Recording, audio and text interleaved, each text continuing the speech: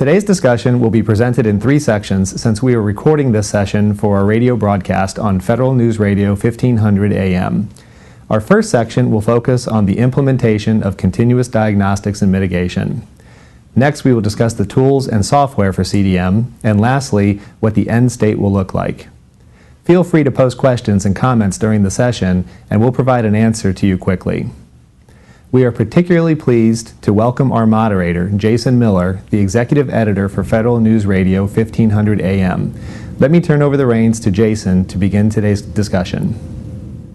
Welcome to our panel discussion today on cybersecurity and what's really the hottest topic across the federal government, continuous monitoring. It's funny to hear those words, hottest topic, continuous monitoring, but really it is, and we have a terrific lineup of guests today. Rod Turk is the Director of the Office of Cybersecurity and Chief Information Security Officer at the Commerce Department. Chuck McGann is the Manager for Corporate Information Security at the U.S. Postal Service. Melinda Rogers is the Justice Department's Chief Information Security Officer. And Ken Durbin is Symantec's Continuous Monitoring Practice Manager. And I'm your host, Jason Miller. Welcome to the show, gentlemen and lady.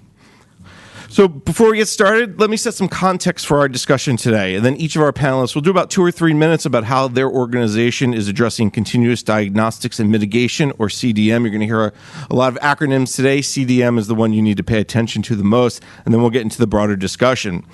It was in early 2010 that the Office of Management and Budget really began the push for agencies to move toward a dynamic oversight of their networks and computers. At the time, the Federal Information Security Management Act was a mere 7 years old.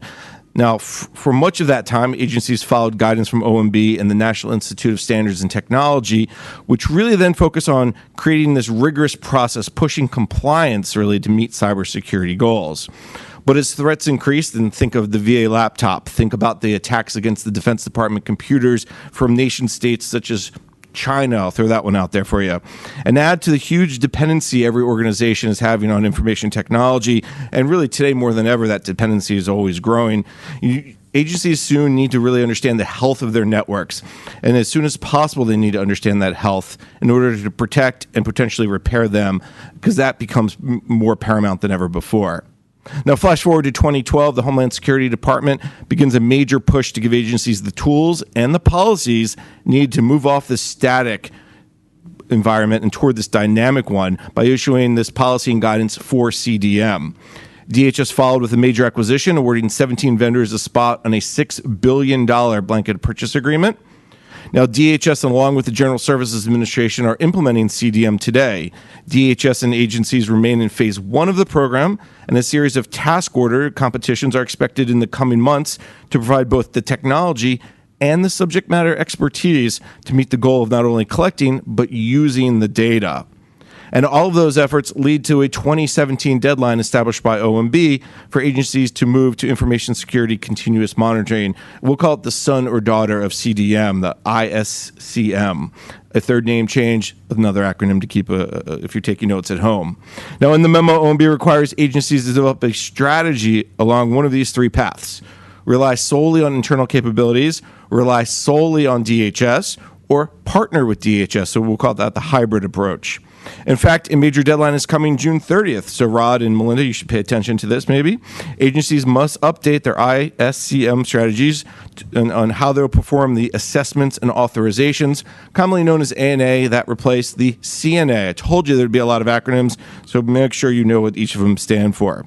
So with that little bit of history, that little bit of context, let's begin our discussion. Once again, our guests are Rod Turk, the Director of the Office of Cybersecurity and Chief Information Security Officer at the Commerce Department; Chuck McGann, the Manager of Corporate Information Security for the U.S. Postal Service; Melinda Rogers, the Justice Department's Chief Information Security Officer; and Ken Durbin, Symantec's Continuous Monitoring Practice Manager. So I'm going to turn to Chuck, since you're maybe a little bit of the outlier in a good way. USPS follows, in some ways, FISMA, but in some ways you don't have to follow FISMA, but you understand what it means to have good cybersecurity practices. So continuous monitoring, what does it mean to you at USPS? So absolutely, Jason, and it's an interesting kind of field for us, because unless we're specifically named within any of the orders that come down, Postal Service gets to make its decision on whether it's going to get involved, not get involved. So we've made the decision after internal conversation that we are going to kind of do a hybrid approach to CDM. And I think our issue, number one was really the fact that because we're the second, I guess the second largest infrastructure, supporting the federal government. So for us, we feel some responsibility to provide a level of information back to the health environment, and I believe that's what CDM is trying to accomplish, is to figure out where the health can be bettered within that environment. So we made the decision that that's what we're going to do. We've been doing CDM at Postal, quite frankly, for over 10 years. Now, we've run some products that we do prioritization of alerts and response channels when alerts happen on our business priority systems. So it's not like we weren't doing CDM, but we weren't reporting back to the Department of Homeland Security, which is now one of the things that we've agreed to do. So I think for us, being in that unique position, having one of the largest infrastructures, we see billions of threats, multi-billions of threats, 256 billion threats in the course of a year. So I think for us to be able to play in that space, to provide that information back, to help increase the overall health, to help better the health of the internet as we all use it across the federal space, I think is our responsibility. So that's how we've looked at it. And one quick follow-up for you, Chuck. You mentioned the size of your network. Just give people a sense of really how big that network is, because Postal Service, we all know, goes across the U.S., international. Right. What are we talking about? So on any given point in time, we have 220,000 active nodes going. We have 330,000 scanners going. We're a Class A network, which means we can have somewhere in the neighborhood of 16 million addresses at any given point in time. We have 34,000 connected offices and about 600,000 employees. So that kind of gives you a scope of the numbers of people who have access to our environment. And about 4,000 business partners and somewhere in the neighborhood of 16,000 servers. And that all came from the top of his head. I want to make sure people know that. That was impressive. Was not on my hand. Good job. Exactly. Well, we'll check that later. Let me turn to Rod Turk from the Commerce Department. Now, Commerce is, when I've talked to your CIO, your outgoing CIO, Simone Zickman, you guys are really just entering that security operations center phase. Give me a sense of where you're at with CDM. Well, I've made the comment that we're all in when it comes to continuous diagnostics and mitigation, especially as it's put forward by the Department of Homeland Security. So we've actually, we're procuring a tool. We're implementing a tool right now that'll give us asset visibility, patch management visibility, also give us vulnerability information on our endpoints and our individual desktops. And that's going to be the centerpiece right now for our CDM process. But as I've often said, any tool is only as good as the people looking at the information and also what you do with that information. Because you can have a tool out there that's giving you all of this good stuff, but if you're not making any knowledge out of it or doing anything with it, it's really not worth much. So to that end, this year we're putting in place what we call a Enterprise Security Oversight Center, not an operations center. In the Department of Commerce, we have a very federated organization with many independent organizational units that have their own security operations centers. What we want to do is take the information from our CDM tool, take information from the security operations centers at each one of our individual organizational units, and then take that information and give us knowledge of what's going on within all of the Department of Commerce with regards to cybersecurity. We think it'll give us a very real-time, focused viewpoint on the security posture of the Department of Commerce. In many ways, what you have at Commerce is a federated approach to cyber, but all kind of going up to that top of that pyramid, which would be this new, I guess you called it the Enterprise Security Oversight Center. That's exactly right. And in fact, the Oversight Center and our implementation of our continuous, our CDM tool is really the first big shared service initiative that we've had within the Department of Commerce OCIO. So we're pretty proud of what we've done with that. All right, now let's move over to Melinda Rogers from the Justice Department. Now, you guys, in many ways, are in some way, I think, ahead of a lot of agencies when it comes to this idea of continuous diagnostics and mitigation. You guys have had the CSAMS tool for many years, which I know is related to CDM, but not quite the same thing. So tell us where you're at. Sure. We actually tackle both on the compliance side and on the technical side of cybersecurity. So CSAM is a solution that we've had in place for several years. Again, the genesis of that was primarily focused on FISMA compliance. While FISMA compliance has not completely gone gone away, we are trying to balance that piece along with the continuous diagnostic and mitigation requirements. Several years ago, we've actually begun pushing the continuous evaluation model.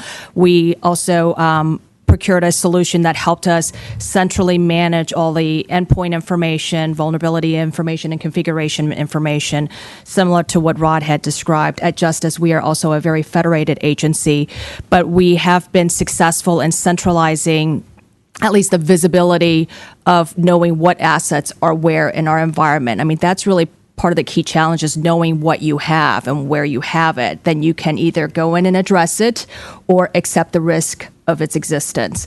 So for us, this is another day in cybersecurity, and what we're trying to do is continue to follow the trend where the threat is evolving towards, and make sure that we're leveraging the DHS CDM program to procure or acquire new tools that'll help us continue to bolster our position. Now, the federated approach at Justice, does that make things more difficult? Because you have, for instance, some parts of Justice who look at cyber in one way. Secret Service looks at maybe the money side, money laundering, and then you have maybe ATF that looks at cyber in a different perspective from what their missions are. Because at least in Justice, and I think Commerce maybe is the same way, that the mission areas really are incredibly diverse. Absolutely. So I think it makes it more fun. Fun? Yes. Not the word I'd pick, but okay. More interesting.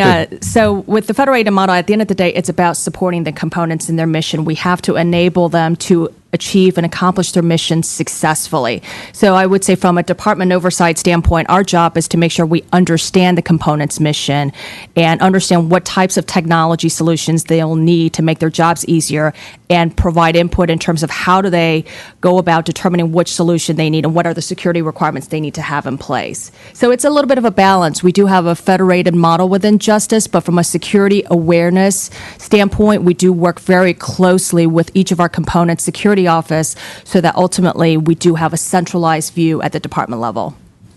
Very nice. Now, let me move over to Ken from Symantec. You're coming from a different perspective. You're actually helping a lot of these agencies implement different parts of CDM or different, at least, cybersecurity pieces. They all talk in terms of we're finding success from heading down this path. What are you seeing from a broader perspective? We talk to a broad range of the .govs that are participating in CDM, and for the most part, especially at the headquarters level, we're hearing what we're hearing today, that there is support for it. They see DHS's mission as a noble one that's going to help all of us as taxpayers. There is some reluctance about maybe the time frame, how quickly things are rolling out. But when we get down into some of the component areas, we start to hear a little bit more skepticism about the ability for DHS to actually make this work. People still seeing CDM like they did FSMA as a checklist exercise. But we've noticed that has been changing as communication has been getting better and awareness has been driven down through the subcomponents. We're seeing a lot more broad acceptance. One thing I'll note that we hear quite often is the idea of we're going to be given these tools, and then later on we're going to catch the bill for having to support them in the out years. I think a better job needs to be done by DHS in communicating the ROI aspect of CDM. We effectively implement CDM, we reduce all the FSMA burdens of reporting and labor, which should help agencies pay for that maintenance in the out years. And a lot of that goes back to whether Congress moves or not. We're not going to ask our government folks to comment on Congress, but maybe, Ken, you're more comfortable doing that on this one. If Congress can change FSMA, that way the IGs and GAO don't hammer agencies on, well, FSMA says this, and law is the top of what we have to follow. I mean, do you think that plays into it, this disconnect that's happening between policy and law? Yes, I think that FSMA is overdue for an overhaul, and I think it is going to catch up. I think they're going to balance that out with what CDM's trying to do versus the original intent of FSMA.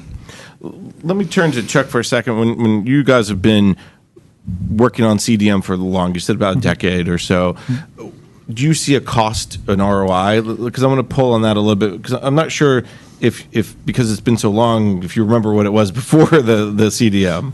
So I think the biggest key is to try and find business value out of this. It's not necessarily. I don't know that security carries with it a definitive ROI. I think what it carries with it is cost avoidance.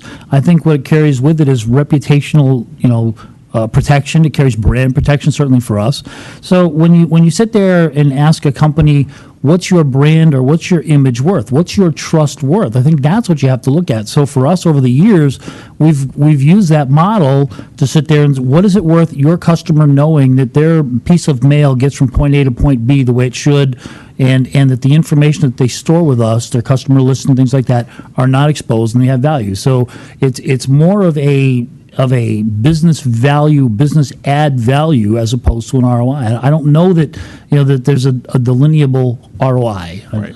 It's For a every challenge. attack you stop, you get 50 cents or whatever. Yeah, I wish it was like that. We'd be doing great. But this becomes even more critical for the Postal Service as you guys really launch the Federal Cloud Credential Identity Exchange, which could be a whole different conversation. But if people don't trust you Right. because of your cyber, Right. they're not going to want to have you trust their identity. Absolutely, and that was one of the things that we used as rationalization for supporting the CDM exercise. If we want to play in the federal space, we've got to be able to stand to the federal vision, if you would, of coming in and having the analysis and taking a look at how are we protecting the information. Are we doing it right? Are we doing it to the level that the federal space, FISMA, and the NIST guidelines, tell us we should be doing? So what we did was say we can do that. We think our policy is as good as any. It's been driven off of FISMA for years. So I think we're in the right space. We're going to take a quick break. You're listening to the panel discussion, Continuous Diagnostics and Mitigation, discussion of progress and next steps, sponsored by Symantec on Federal News Radio 1500 AM and federalnewsradio.com.